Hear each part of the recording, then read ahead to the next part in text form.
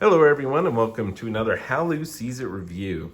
Today I'm very happy to present to you my review of Cartographers, a role-player tale. The game is designed by Jordy Aiden and published by Thunderworks Games. It is a fantastic, call it a flip and write game where you're flipping over cards and writing this, putting this shape in with you can determine the terrain. You're going to add that to your board. You're filling up your map, trying to meet different objectives that are, randomized for each game for your points. Really simple, straightforward game that can be picked up by many people. There's no limit on people, so it's like 1 to 100 players is listed on the box, but as long as everyone has a mat, and able to see the scoring cards and the cards that are flipped over, you can do. So this is a great one that you can do over Skype and different things, as long as people print out and have one of the maps to play along with. Really great. So Cartographers, a role player tale. Now Thunderworks Games is a fantastic game publisher. I really love all their things. I'm going to be doing some more reviews of their role player game, actually the expansions. I've already done the base game, I believe. If I haven't yet, I will be. And fantastic, that's a fantastic game. But Thunderworks Games, the quality of the components here. Let's look at quality of components first. Fantastic. The rule book here, very well done. Lots of examples and pictures that go along with that. There are scoring cards that change each time. There's a little bit more to it. And Keith from Thunderworks Games, he does an excellent job. I don't know if he came up with this solo mode or not. There's just a few tweaks to it, or if this was Jordy, but I really enjoy their games have these solo modes. So this is really great. It gives you kind of a gauge as well as to where you rank from that. So very cool. There's been some really cool contests on Board Game Geek as well with this, of people's maps, because as you finish these, you have some really cool looking maps when you get done with this. And so there's just there's some really cool kind of artwork and contests of scores. What's the best score you can do with this, kind of that puzzly aspect to it. So anyway, great stuff. You have a huge stack of maps, blank maps here. They are double-sided. You'll notice that they are slightly different as well. This one's got a big old blank area that you can't put anything in, big canyon type thing. And so changes the map layout a bit. So that adds some nice variability. The box, it's a nice small box. Everything fits in there very nicely. Great quality box, as well as the cards. Other than the pad and 4 pencils and the instructions, then you just have a bunch of cards here. And it's very nice quality cards, which is very important to me, card quality. So very nice. The artwork on this, as you can see, is just really great. Very cool artwork. So the artwork's really great on this. So let's dive into it. What is this game? How does it play? Basically, everyone's going to take one of these, and you can fill it out with your name. You can give yourself like a title. You can name your kingdom and draw even like a coat of arms. So you can kind of prep yourself as maybe someone's setting up. Someone's going to be filling that out. Drawing it, and you can see, I showed you most of the ones that I have kept here.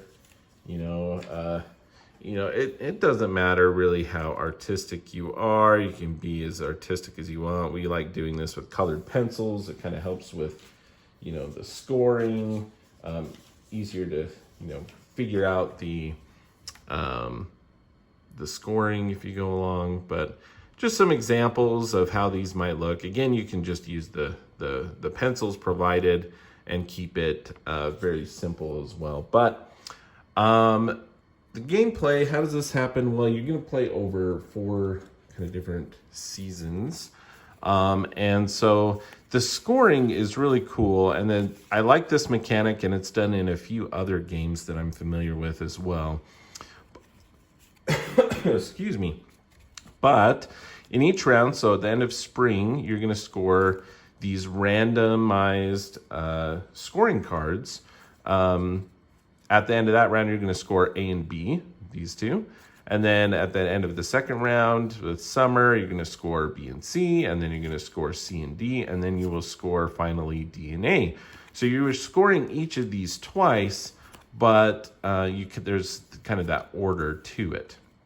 And that's a really, really cool kind of scoring mechanic, I think, round scoring mechanic, that I really enjoyed in all the games that I've played that have used that. I really think that's a very cool mechanism, a scoring mechanism, because it really allows you, yes, there's all these different scoring conditions, but it allows you round to round to kind of focus on different things. And if you can't necessarily help one of these scoring conditions for this round, well, that C is going to be coming up in the next, and so you kind of have to you have all of the different scoring conditions available to you. You know what they are, and you can work towards all of them, but the timing of those are going to be planned out there. So very, very cool mechanic there. I like it. What else does this game do? So really simple, right? On your turn, you're going to flip one of these cards over and add it to the stack. And you're going to choose one. So if we look at this orchard card here, I'm going to draw this shape, and you can flip it around as you wish. It doesn't need to maintain this shape. Maintain this orientation. It has to maintain the shape, not the orientation. So I can draw it in like this, flipped over, however needed. It just needs to maintain this shape, and you're going to draw it into your map. Now there's a few things you'll notice on here, and we'll talk about in a minute, but we talked about the different scoring rounds. You don't need to memorize those because each round is listed here as well. You're going to score A, B, B, C, C, D, then D, A. And you're going to add up all of the points for all those rounds, and that will be your total. So what you're trying to accomplish, though, again, it's going to come down to those scoring cards. But basically, you just draw this in. You can draw it in anywhere that's open. You can't overhang. You have to be able to fit it. If at any time you can't, for some reason, fit in a shape, you're going to draw a 1 by 1. So you're basically going to fill in one square and of whichever terrain that you choose. So I can do here this kind of L shape Tetris piece here, or polynomial piece, with trees, or I can do kind of the farmland and draw it anywhere in there. Now, the other thing you'll notice on this card is this little timer and a number, and that's how we determine the time when this round will end. If you notice, spring ends when it's 8 or more. So for this first round, we have this, and we have 2, 3, so we're at 3, and we're at 5, we're at 7. So after this round, everyone's drawn something. We're gonna go one more here. Oh, this is an interesting one. So it's 0. So we're gonna now, this is a wild, so everyone's gonna put in one square of any of the terrain types of their choosing into their map. And we would actually have another go. And now you'll see after everyone's chosen this one, we look and we add up all the numbers, and now it is at or above 8. So this will be the end of this round. And at the end of the round, we are going to be scoring A and B scorecards. So let's show you some of the scorecards here. There are 4 different kind of types, and they have different backs. So there's this backing, and there's this backing, and so there's 4 of each of these different types. You shuffle them up separately, and you're going to play with one of each of these. So I have those out here. And so these are the sort of things that you're going to be, working towards as you play the game. So this one here, the Lost Barony, earn 3 reputation stars for each space along one edge of the largest square of filled spaces. So, we want to go from one of these corners, and we want to fill in as many, creating a square from that corner. And if you can do a 3x3 square, you're going to get 9 points, and so on. Okay, so that's one. It's kind of a location, filling in certain areas of the map. We have the wild holds here, and this one here, you're going to earn 8 reputation stars for each cluster of 6 or more village spaces. So if you can get 6 of these village spaces that are orthogonal, all connected, not diagonally, but orthogonally, you have I call them clusters, where they're connected. So if you have 6 or more, a cluster of 6 or more, you get 8 points. If you get another cluster somewhere else that's not touching this one, you're going to get 8 more points. So very, very cool. What else do we have? We have the Golden Greenery. So for this one here, you're going to earn 1 reputation star for each water space adjacent to a ruin space, which I'll show you on there, and earn 3 reputation stars for each farm space on a ruins space. So water space next to a ruin, you're going to get, again, orthogonally, so no point there, but a point there.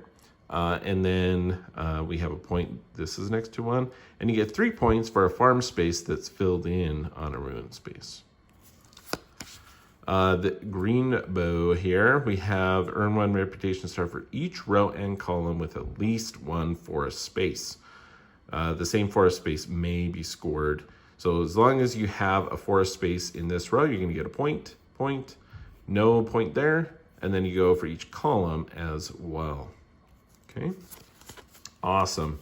So those are the different scoring cards for this round. And again, they're randomized. You pick one from each of those 4 sections, you shuffle them up, put them out, and so the order that they're scoring, it can change as well. And you will continue until you've added those up, you score that round, and you do that 4 times, and that's the game. So here's the map, there's the ruin spaces. There is a ruin card in this deck here, if I can actually draw one. There it is. So there's actually 2 of them in here. But what happens is when one of those gets drawn, you go ahead and draw the next one. And so what happens is, if possible, you need to fill in one of those ruin spaces with this shape that you're choosing for that round.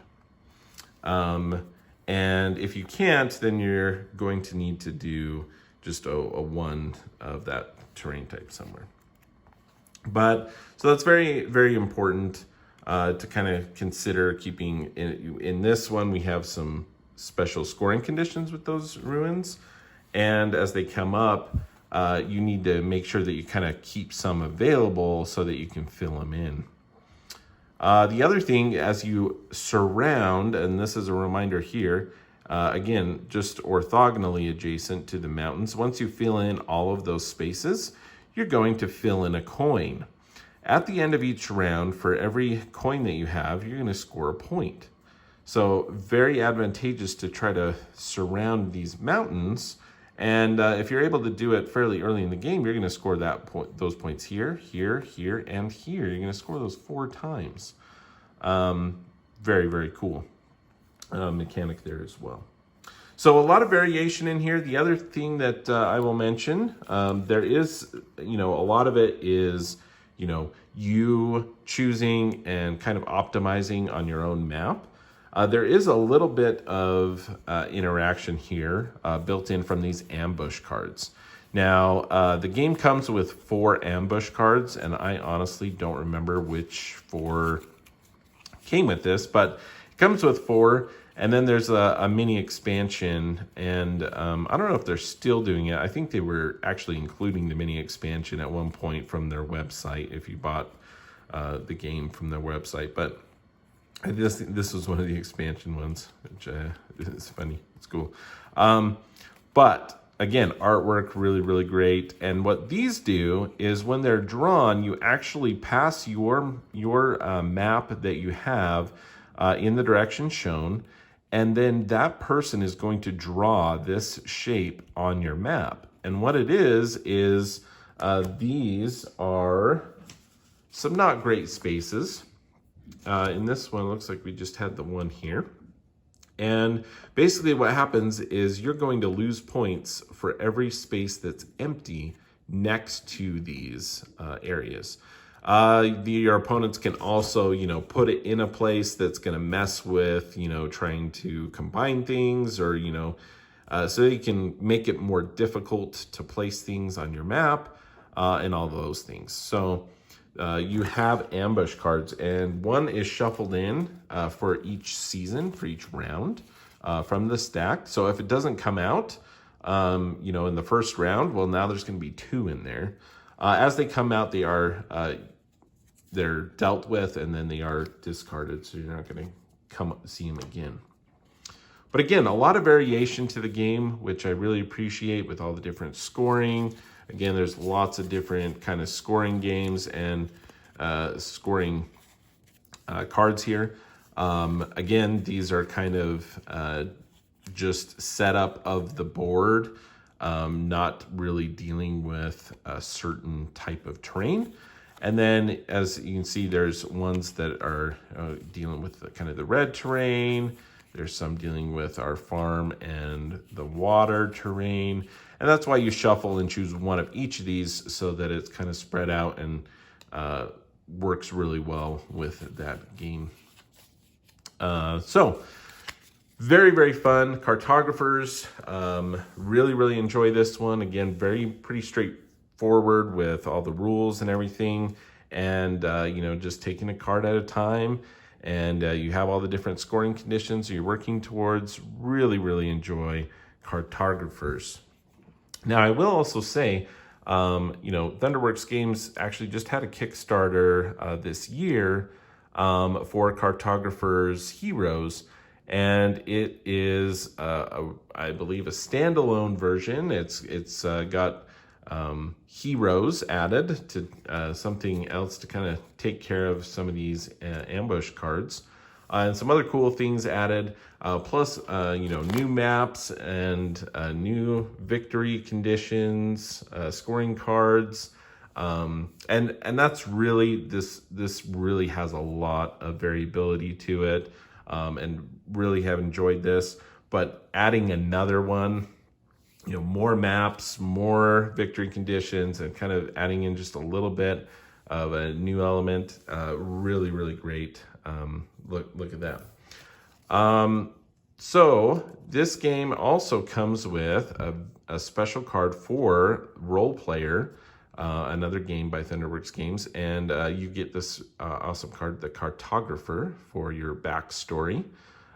So I'm gonna go ahead and add that to my Role Player. There's also a Cartographer's Skills mini expansion. And this is a really cool element that you can add to the game as well. And I believe is still available to purchase from their website. But what this does is, we talked about these coins that you can acquire from filling in these spots around, the mountain spaces.